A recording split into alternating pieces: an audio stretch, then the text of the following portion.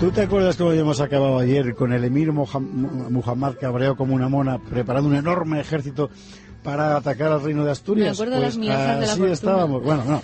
Pues una gran amenaza efectivamente se cernía sobre el reino de Asturias. El emir de Córdoba lanzaba una ofensiva sin precedentes sobre las fronteras cristianas. Toda la capacidad militar y política de Alfonso III iba a verse puesta a prueba. ¿Y qué prueba? La historia acabó bien. Los resecos campos de Polvoraria, cerca de Benavente, iban a ser testigos de un hecho decisivo: la derrota sin paliativos de los ejércitos de Muhammad. Las consecuencias políticas de aquel episodio fueron tan imprevisibles como la propia victoria cristiana. Vamos a ver qué pasó.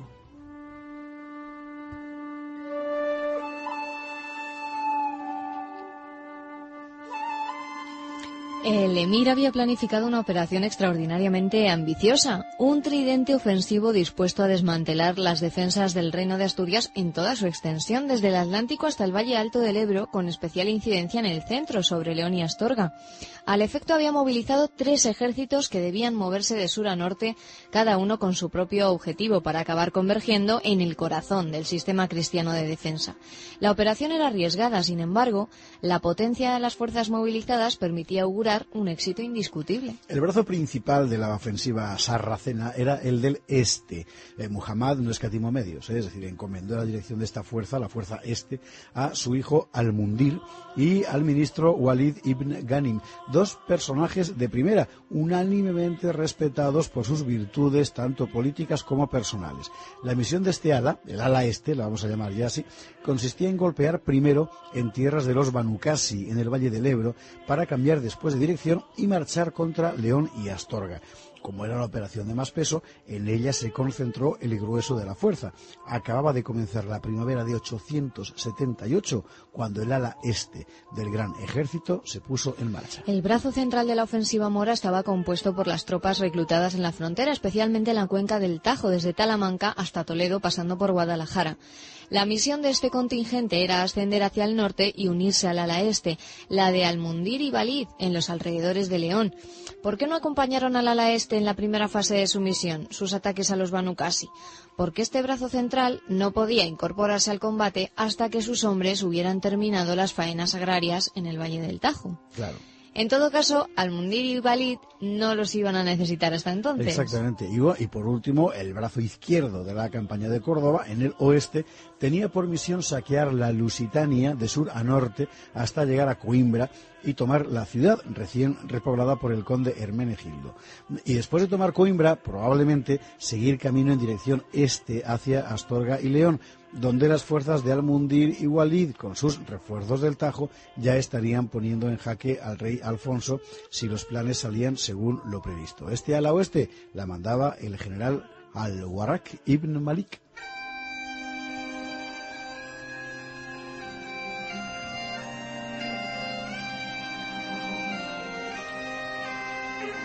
Los 2 brazos laterales del tridente moro se lanzaron sobre sus objetivos. En el este, Al-Mundir y Valid se desplegaron sobre las tierras de los Banu Qasi, arrollándolo todo a su paso.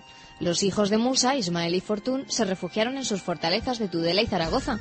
Los generales de Córdoba ni siquiera intentaron tomar esas ciudades. No era su objetivo, ni por otra parte podían desgastar a sus tropas en un asedio imprevisible. Se limitaron a saquear sistemáticamente los riquísimos campos, acumulando provisiones para la larga marcha que aún les esperaba. Y cuando ya no quedó nada por saquear, bajaron hasta la calzada que lleva de Calahorra a Astorga y enfilaron hacia León. Mientras tanto, en el oeste, las huestes de Al-Warraq ibn Malik depredaban a conciencia las tierras de la Lusitania. En su marcha imparable hacia el norte cruzaron el río Mondego. Ante ellos apareció su primer gran objetivo, la ciudad ya cristiana de Coimbra. Para entonces ya se había puesto en marcha el tercer vector del ataque, el del centro. Las tropas de Toledo, Guadalajara y Talamanca, concluidas las faenas del campo, emprendieron camino hacia el norte a través del Valle del Duero, por la calzada que desde el sur conduce hasta Zamora, y allí tendrían que reunirse con las fuerzas de Al-Mundir y Walid ibn Ghanim. Alfonso tuvo que tomar una decisión sobre la marcha. Sin duda, los vigías del reino habían podido traerle noticias de la ofensiva. Le habrían referido la campaña de Al-Mundir y Walid en territorio Banu Qasi. Le habrían informado de la amenaza sobre Coimbra. Le habrían puesto al tanto de aquel otro ejército que ascendía desde el sur a través de la meseta con dirección a Zamora. 3 ataques a la vez. Alfonso no podía dispersar a sus fuerzas para hacerles frente por separado. Tampoco podía esperar a que los 3 brazos de la ofensiva mora se reunieran, porque entonces el enemigo impondría su superioridad. Había que escoger, por tanto, un objetivo para golpear con rapidez, pero ¿cuál de los 3?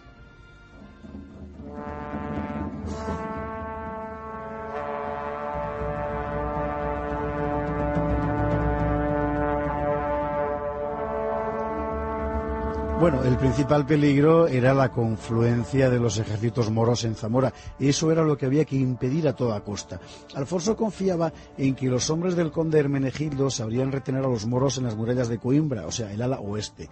Descartado ese peligro, quedaban otros 2, las alas central y este. El ala este, la de Al-Mundir y Walid, era muy poderosa para hacerle frente a campo abierto, pero sí era posible frenarla desde los puestos fortificados que Alfonso había sembrado en torno a León. El ala central, por el contrario, era menos numerosa y además seguramente no esperaría un ataque. Alfonso debió pensar, bueno, desarbolada esta, la fuerza central, la baza fundamental del ataque sarraceno quedaría anulada. Y ahí fue donde Alfonso golpeó. Las tropas cristianas descendieron hacia la confluencia de los ríos Esla y Orbigo. Alfonso esperó allí al enemigo. En los campos polvorientos de Benavente, en la zona que por entonces se llamaba Polvoraria y hoy Polvorosa, sorprendieron los cristianos al ejército musulmán. Los moros no esperaban el ataque. Privados de información en una zona deshabitada, nadie había podido advertirles de la amenaza. Las huestes de Alfonso cayeron sobre los sarracenos sin darles tiempo a organizar sus filas. Los moros se vieron empujados hacia las aguas de Orbigo. Pocos pudieron vadearlo. 13.000 moros, dicen las crónicas, cayeron ante las espadas del reino de Asturias.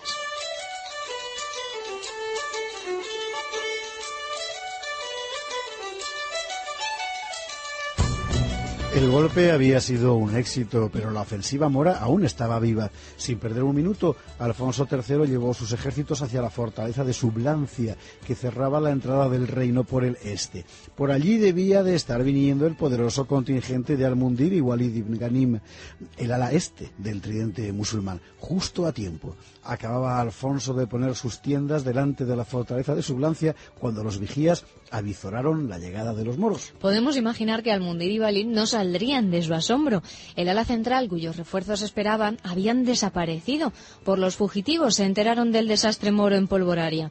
En cuanto al ala oeste, la que debía atacar desde Coimbra, nada se sabía de ella. El rey Alfonso les había desmantelado la ofensiva con un solo movimiento.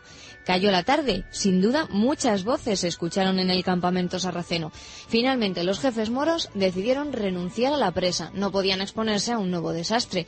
De manera que al caer la noche, el ejército de Al-Mundir y Walid abandonó sigilosamente el campo de Sublancia. Alfonso se enteró de la maniobra al alba, salió el sol y el enemigo ya no estaba allí. Asturias podía respirar tranquila, pero Alfonso no era de los que se conforman con poco. Tenía la oportunidad de asestar a los ejércitos de Córdoba un golpe definitivo y no iba a dejarla pasar. Inmediatamente salió en persecución de los moros, sacó provecho de su mejor conocimiento del terreno y caminando por atajos adelantó las huestes de Al-Mundir y Walid. Las tropas cristianas esperaron a los moros en el secarral de Valdemora, río Esla abajo. La caballería de Alfonso se precipitó sobre los sarracenos en retirada. El grueso del ejército invasor pereció.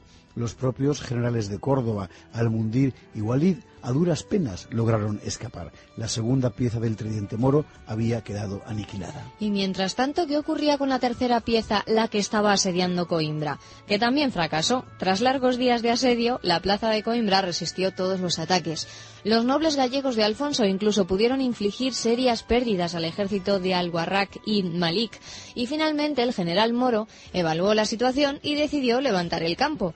Tal vez recibiera noticias del desastre de Polvoraria. El hecho es que Al-Warraq, con sus fuerzas quebrantadas, se retiró hacia el sur. La victoria cristiana había sido completa.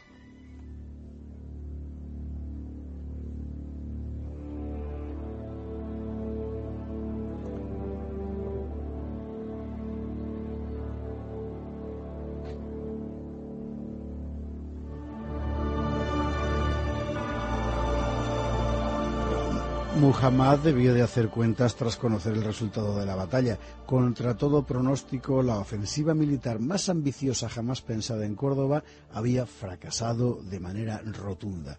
La situación ahora era la siguiente: los ejércitos del Emirato destrozados, el rey de Asturias dueño del Valle del Duero, el emir Muhammad incordiado por los problemas internos y, para colmo, el primer ministro del emir, Hasim, seguía preso en Oviedo. Era el momento de tragarse el orgullo y Muhammad, que era un buen político, no lo dudó. Pidió una tregua. ¡Una tregua! Córdoba que pedía una tregua a Oviedo, pero jamás había pasado una cosa igual. Siglo y medio después de Covadonga, aquellos asnos salvajes que la soberbia mora despreció se hallaban en condiciones de imponer una tregua al poderoso emir de Al-Ándalus. Esa tregua de 878 fue el mayor triunfo político del reino de Asturias en toda su historia. Alfonso lo aceptó.